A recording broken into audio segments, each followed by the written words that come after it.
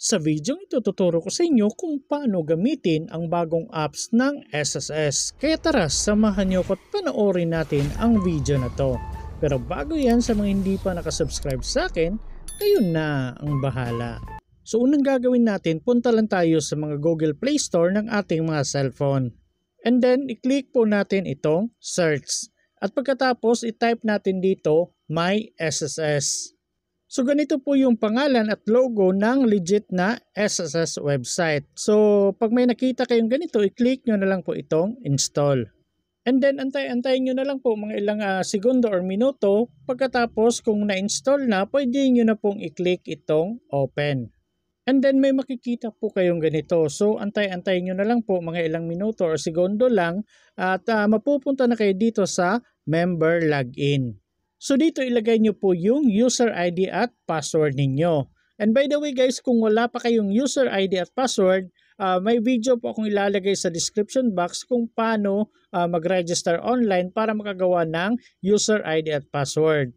So kayo nang bahalang maghanap dyan sa description box. At kung nalagay nyo na yung user ID at password, i-click na po natin itong login. At may makikita kayong ganito kung gusto nyo po daw i-save yung user ID at password ninyo sa Google Password Manager ng inyong cellphone. Kung gusto nyo, i-click nyo tong save. Pero kung hindi naman, i-click nyo tong not now. So nasa sa inyo na po yun kung ano yung i-click ninyo. At pagkatapos makakapasok na po kayo sa dashboard ng inyong SSS account online. So gamit ang SSS na application.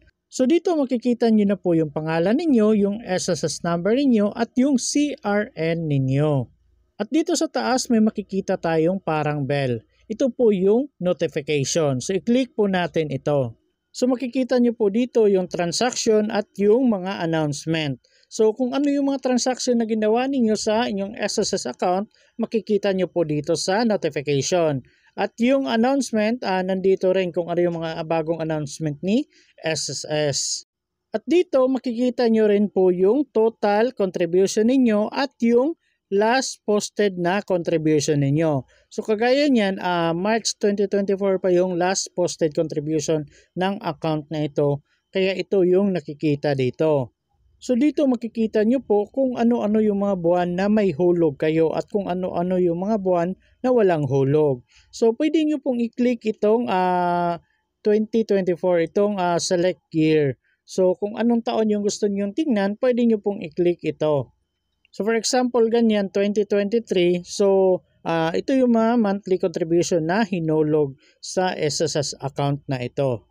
So i-click nyo na lang po itong select year, then dito pumili na lang kayo kung ano yung mga taon na gusto ninyong tingnan. At dito makikita nyo rin po yung activity history. So i-click nyo na lang po itong view all. So dito makikita nyo po lahat yung mga transaction na ginawa ninyo sa SSS.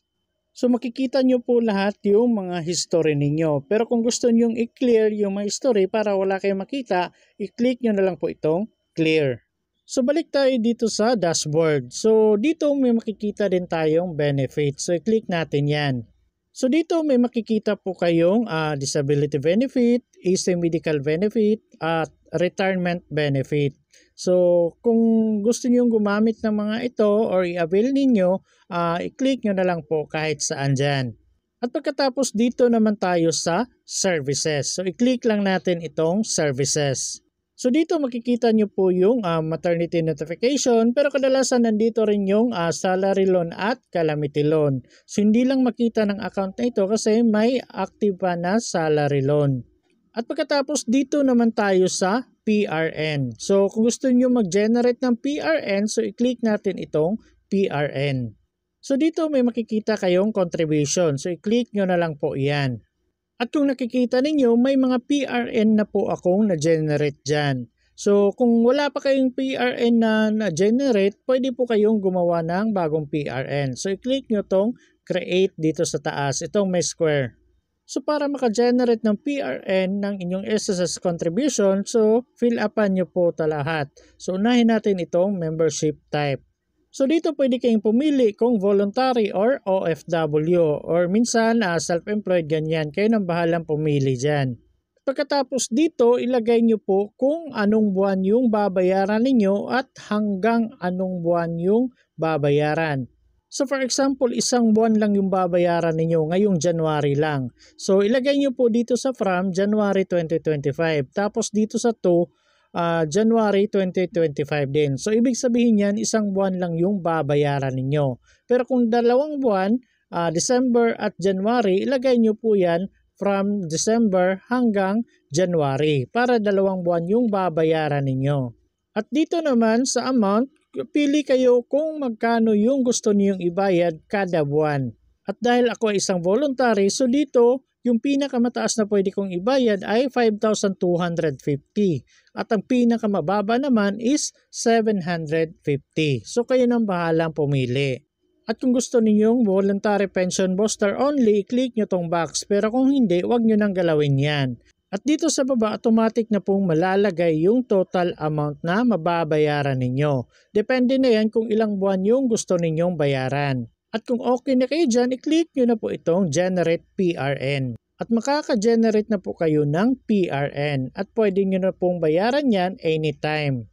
At balik naman tayo dito sa dashboard. So dito, try nating i-click itong tatlong linya dito sa taas. Itong may square.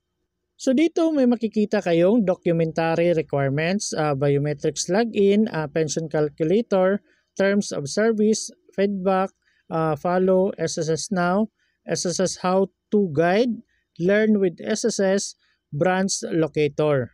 So kadalasan magagamit natin dito itong documentary requirements. So i-click lang natin yan. So dito makikita nyo po yung mga documentary requirements, for examples about sa membership or sa benefits. So unahin natin itong about sa membership. So dito pwede kayong pumili kung about sa member data change request, OFW worker requirements, self-employed requirements, or voluntary requirements. So i-click nyo na lang po dyan kung ano yung mga gusto ninyong malaman na mga requirements. Kung about ba sa mga self-employed ganyan or voluntary, kayo nang bahalang pumili. Nandyan na po lahat kung ano-ano yung mga requirements na kinakailangan nila. So balik tayo dito sa mga documentary requirements. So i-try natin itong benefits. Kung gusto niyo malaman kung ano-ano yung mga requirements ng mga benefits kagaya ng death claim, disability claim, funeral claim, easy medical claim, maternity claim, retirement claim with dependent minor, retirement claim, sickness claim. So kayo nang bahalang pumili kung ano-ano yung mga gusto niyo malaman na requirements about sa benefits. So nandyan na po lahat, nakalagay na po lahat dyan. Kung i-click niyo yan, isa-isa makikita niyo po kung ano-ano yung mga requirements. At balik tayo dito. And by the way guys, kung gusto niyo malaman kung magkano yung estimated na makukuha ninyong pension, pwede niyo pong i-click itong pension calculator dito. At kung gusto niyo nang i-log out yung account niyo dahil tapos na kayo sa transaction na ginawa ninyo, i-click niyo na lang po itong log out.